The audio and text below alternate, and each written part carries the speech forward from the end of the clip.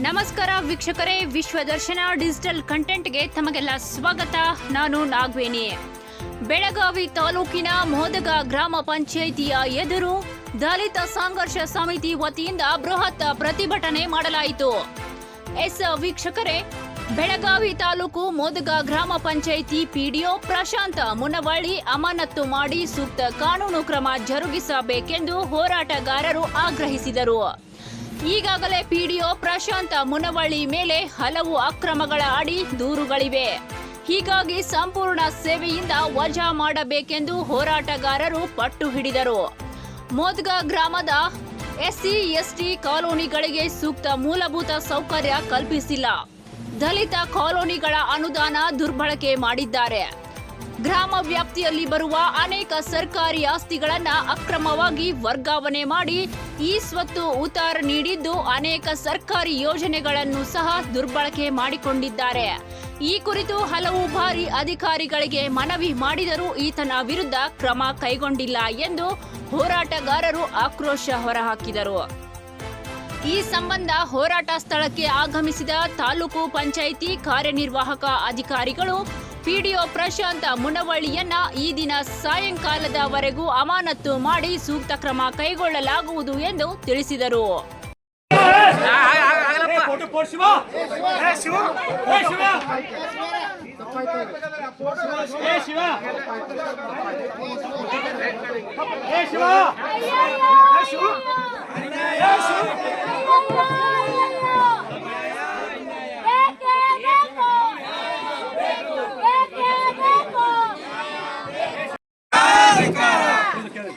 ನೀವು ಊದಿದಾರೆಲ್ಲ ಗೊತ್ತೈತ್ರಿ.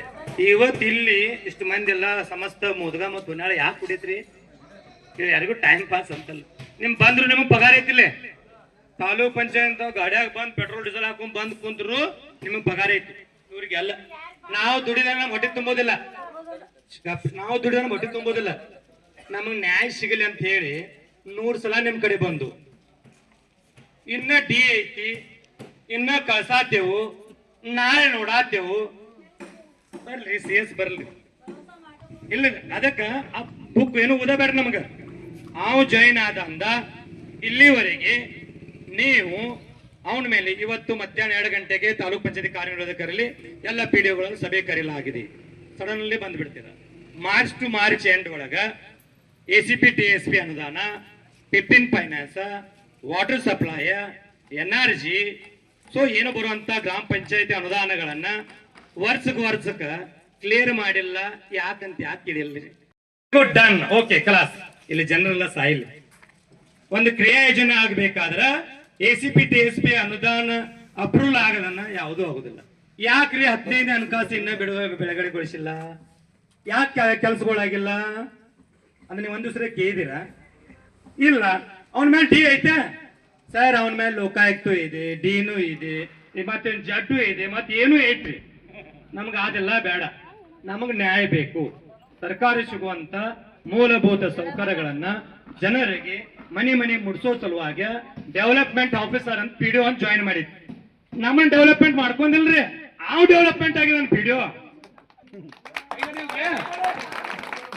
ನಮ್ಮನ್ನ ಪಬ್ಲಿಕ್ ಸಾರ್ವಜನಿಕರಿಗೆ ಸೆಕ್ರೆಟರಿ ಅನ್ನೋದ್ರಿಂದ ಪಬ್ಲಿಕ್ ಅವನ್ ಆರಿಸಿ ಮಾಡಿ ಸರ್ಕಾರ ಅವನ್ ಹುದ್ದೆ ಕೊಟ್ಟ ಅಭಿವೃದ್ಧಿ ಪರಿಸ್ಥಿತಿ ಮಾಡಬೇಕಂತೇಳಿ ಸರ್ಕಾರ ಸುತ್ತೋಲವಾಗಿ ಗ್ರಾಮ ಪಂಚಾಯತಿ ವ್ಯಾಪ್ತಿ ಒಳಗೆ 5 ಕಿಲೋಮೀಟರ್ ಅಂಡರ್ ಒಳಗೆ ನಾವು ವಾಸ್ತವವಾಗಿ ನೀರು, ಲೈಟು, ರಸ್ತೆ, ಗಟರ್ ಮಾಡಬೇಕು ಅನ್ನೋ ಕೆಲಸ ಅವನ್ ಜವಾಬ್ದಾರಿ. ಅದನ್ನೆಲ್ಲ ಗಾಳಿಗೆ ತೋರಿದ. ನೀವು ನೋಡಿ ಅವ್ ಹೇಳ್ತಾನ ಇವ ಅಂದ್ರೆ ನನ್ ಕಿಶದಾಗದಾನ, CS ಅಂದ್ರೆ ಇಲ್ಲ ಅದಾನ, ಟಿಷನಲ್ಲಿ ಇಟ್ಕೋತೇನಂತ ಕ್ವಶನ್ ಮಾತಾಡ್ತಾನೆ.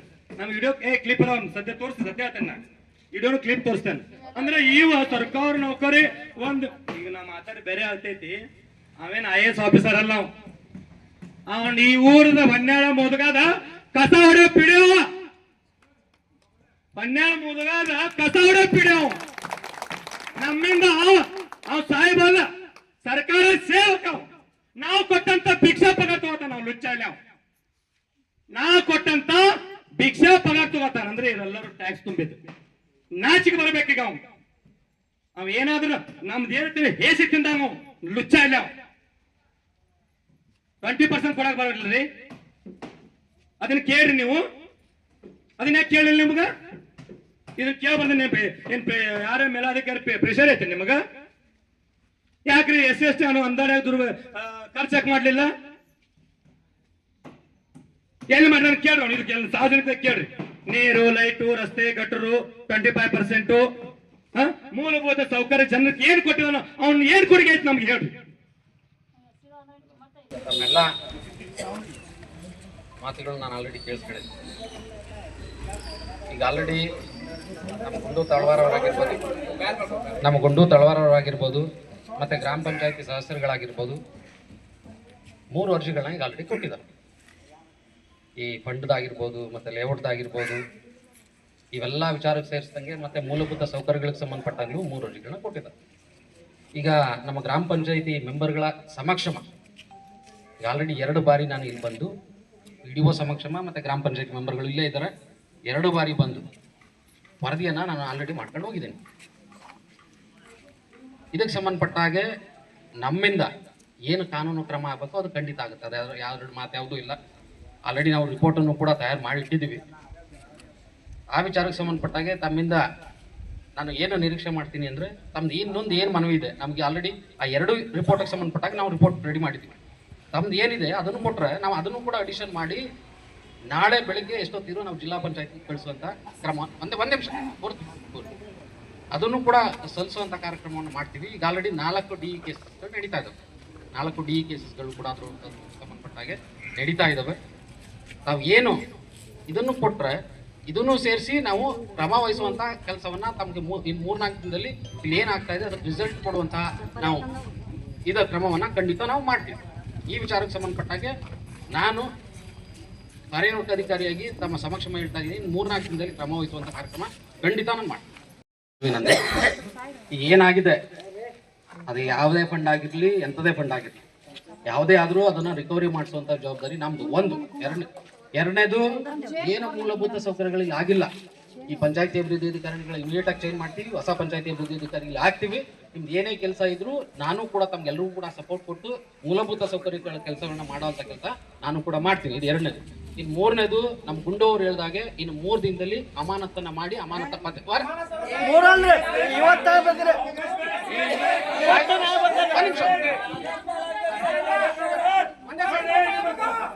ಸರ್ಕಾರದ ಇಲಾಖೆ ಮಾಡ್ರಿ.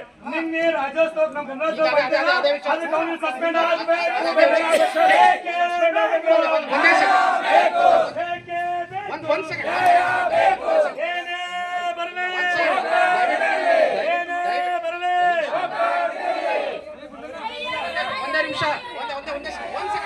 ಪೂರ್ತಿ ಮಾತಾಡ್ತೀನಿ.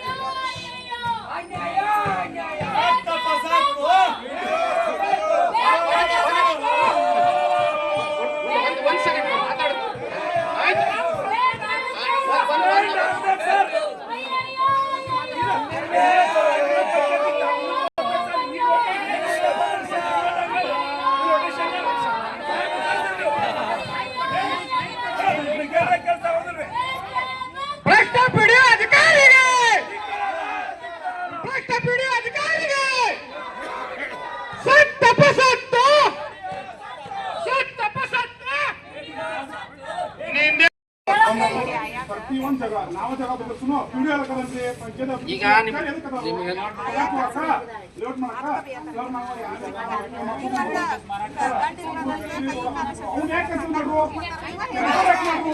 ಒಂದ್ ನಿಮಿಷ ಈಗ ಆಗೋಗಿರತ್ತೆ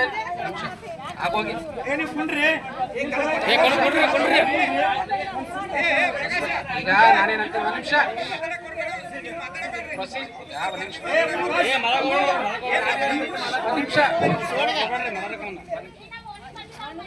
ಆಯ್ತವ ಒಂದೇ ನಿಮಿಷ ನಾ ಮಾತಾಡಕ್ಕಾದ್ರೂ ಅವಕಾಶ